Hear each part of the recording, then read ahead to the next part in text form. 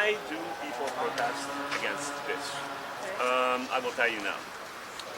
As you know, between the two world wars, we were allied with Hitler's Nazi Germany, and there were hundreds of laws against the Jewish population, aimed at the Jewish population. For example, laws that limited their number in education, in business, in they've banned marriages between Christians and Jews and so on. So we made the life of Jewish people impossible, but we did not do two things.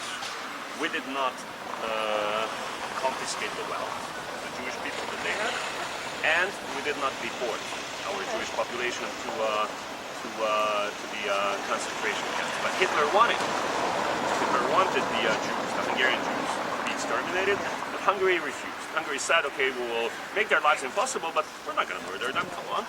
And this was in 1944. And in the beginning of 1944, Germany, through its spies, learned that Hungary was talking to the Allied force. We wanted to dance or jump out of the war. We realized that Hitler was losing the war, so we wanted out. We didn't get out, because when Hitler got wind of this whole thing, he gave the command to invade Hungary and to occupy Hungary. So in 1944, 19th of March, the date that you see right there, 1944, 19th of March, Germany invaded Hungary. Got occupied by our own allies. And the Germans handed over the power to the Hungarian Nazi Party, which until then was a minority party, with something like 20–25% of the vote. And when the Hungarian Nazis got absolute power in this country, then they started the rampage. When I say rampage, I mean the rounding up of their own neighbors, hairdressers, bankers, teachers, professors, doctors even, because the intelligentsia in Hungary were the Jews at the time. There was 8% Jewish population in Hungary, over 800,000 people. And so when the Hungarian Nazis got the power, the impoverished Hungarians were blaming the Jews for losing losing World War I. That's when the rampage started. When I say rampage, I mean systematic robbery of. You could, let's say, knock on your Jewish neighbor's door and say, "You filthy Jew, I'm calling the police on you," and the police would come and give you, let's say, 2 or 3 of the guy's paintings. So Hungarians actually had a monetary interest in taking these almost 500,000 Jewish people, putting them on trains for deportation and murder and extermination in Auschwitz. A lot of people forget about the Romani or Gypsy population. The Jews had to wear the star. But you know what the Gypsies had to wear? Nobody knows almost. The brown triangle. And they could not be robbed because they had nothing to their name, but they were still put on trains and exterminated in Auschwitz. Because Hitler and the Hungarian Nazis wanted only the Aryans to survive. So it was also the homosexuals, also the free thinkers, the people with mental problems. These people were all undesirables, and they were to be put on trains and killed in gas chambers. Now, the point is, Germany occupied Hungary, gave the power to the Hungarian Nazis, but this whole thing was perpetrated by Hungarians. And now, this monument here, remember Archangel Gabriel from Hero Square? You know I told you it represented Hungary? So what does the eagle represent? The eagle represents Hungary. The angel represents Hungary. Does the angel look innocent to you? Well, it looks innocent to me from here. Does the eagle look aggressive? It looks aggressive to me. So what does this whole thing symbolize? That it's not our fault. It symbolizes, what this thing is trying to tell us is that it is the Germans' fault. That the Germans, it was all because of Germany. It's all Germany's fault. We did precisely nothing. And that is falsification of history. That is lying to your children. That is not admitting to the truth, and that is lying into the face of not only the world, but Hungarians as well. And that is why there are so many people protesting here every day, placing items of remembrance, such as pictures, Torahs, family Bibles, and last but not least, stones. Why stones? Because in the Jewish culture, when you bring a stone to a grave or to a memorial place, it's like bringing a flower. Why? Because in the Jewish culture, well, desert burials were not really possible. So when somebody died, they would place stones around the body so as to protect it from carnivores. And nowadays, it's customary in Jewish cemeteries to bring a stone and the message. You write the message down, put the message down, and put the stone on it. So that's why the stones are here. Basically, the government, with a single stroke, managed to offend every single Jewish person living in this country. And I sympathize with them not because I'm Jewish, because I'm not. I will tell you about my ethnicity in a moment. But everybody. I mean, I like history, and I don't like the falsification of history. You know, just like a banker doesn't like false currency. I don't like false history. And the thing is, when you lie about your past, then you don't quite have a present. And when you don't have a present, how can you have a future? And with the words of George Orwell, he who controls the past controls the future. You know, and he who controls the present controls the past. So the government is trying to control the past and through that the future and the present by falsifying history, and it's not right. What does that say? It says the memorial of the victims of the German occupation, not of the Holocaust, not of the atrocities committed by Hungarians against other Hungarians, but the German occupation. The German occupation triggered this whole thing, but it didn't. But if there was a resistance movement in Hungary, which there was not, or nothing significant to speak of, unlike in France, for example, then tens and hundreds of thousands of lives could have been saved, but they weren't. Yeah, people just stood by, looking at the Jews, saying, "Oh, I'm not Jewish, so they're not going to come for me." But later on, they came for everybody else. So. Yeah. It's a famous saying that when they came for the Jews, I didn't do anything because I was not Jewish. When they came for the teachers, I didn't do anything because I was not a teacher. And when they took the gypsies, I stood by because I was not a gypsy. And when they came for me, there was nobody to stand up for me. Nobody left to stand up for me. So when did this monument go up?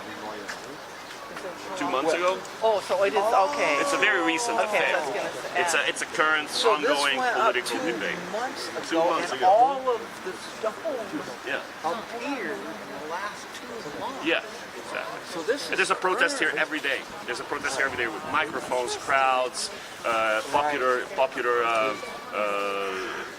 with popular politicians and musicians coming here. For example, the movement which protests here every day, they chose as their anthem the anthem of the European Union. You know, Beethoven's Ode to Joy. And so this popular music conductor, András Schiffer, came here on the other day. He's somebody loved by the entire country, and he would conduct, you know, the people singing the European Union's national anthem in 3 languages. First in Hungarian, then in English, then in German. People would be holding papers and looking at the English text. Okay. So these pillars, did the They were not demonstration- that. No, they were built to be like. Oh, this. Okay, They were not and damaged. what does that represent? It represents the damage done to the country by the German occupation. Okay. I thought maybe the protesters had trying to knock down the monument or something. No, they wouldn't have succeeded. So the riot stands by. So has the government said anything about the protest? Just anything? leave it alone. The government is very arrogant. The government happens to be one of the more arrogant governments in the European Union. Yeah. Okay. The Prime Minister defended this in a three-page public address, Okay. which was totally inconsistent with reality. Okay. So is Hungary a democracy, or is it a socialist company, or what? Hungary, at the change of the regime in 1990, was much more of a democracy than it is today. Okay. Today we have a government without checks and balances, because in 2010, when this government took over, they won a 2/3 majority. When you give in such a young democracy a 2/3 majority to a government, they're going to start to change gravity. they're going to start to change the electoral laws. They're going to start to change constitution on a daily or weekly or monthly basis. So the elections, the last elections, just this year in 2014, April, were free but not fair.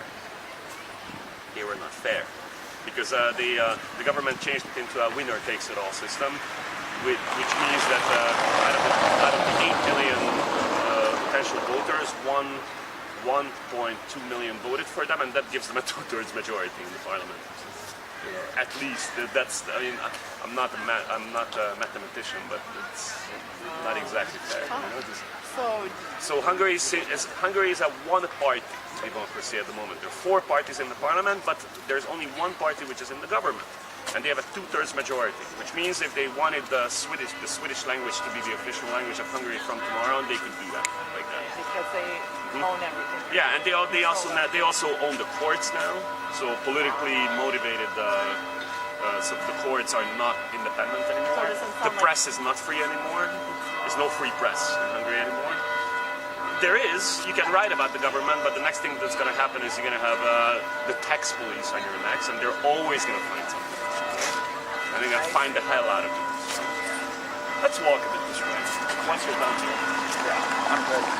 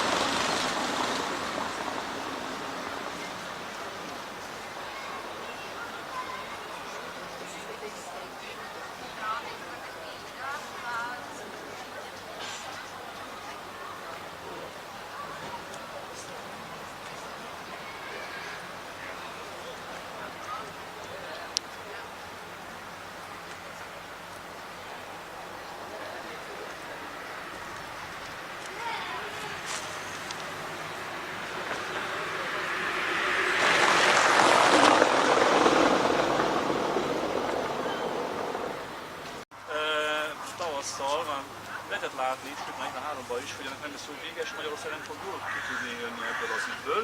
Vesztesek oldalán nem jövetett egy háborút, és hát elkezdtek a tállai kormány tapogatózni angol száz irányba, jelezve, hogy Magyarország kész kiszállni, kész hadat üzenni Németország minden. És így gondolom, hogy ezt legelőször egy német elhajtott meg Isztambulban, ahol kereste a magyar kormány a kapcsolatot, és ő lemozdította Berlinbe, úgyhogy Berlinben rögtön tudták, hogy formailag Magyarország a hűszövetséges, aki hát most itt van nálunk, ugye, és itt az orosz elleni hadsereg vagy a háborúban részt vesz, de valójában már azon dolgozik, hogyan tud kiugrani vagy megfordítani a fegyvereket. És ezért kellett megszállni az országot, mert egy ekkora nagy frontot, tehát így szabadon hagyni.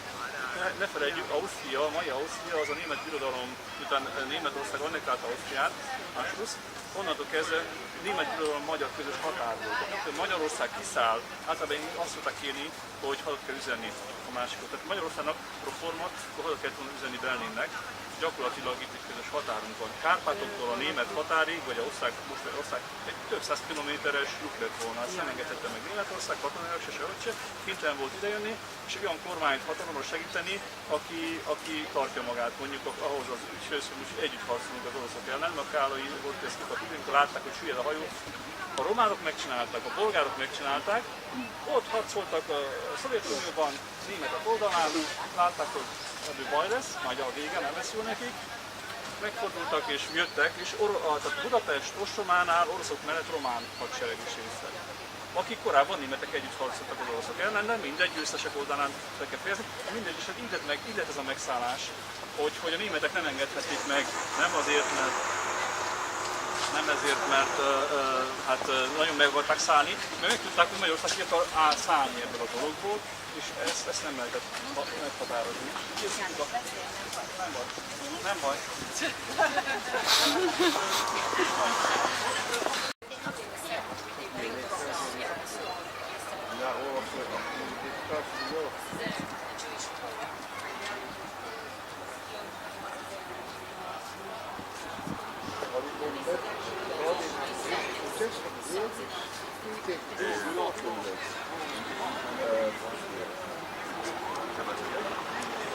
Just essentially.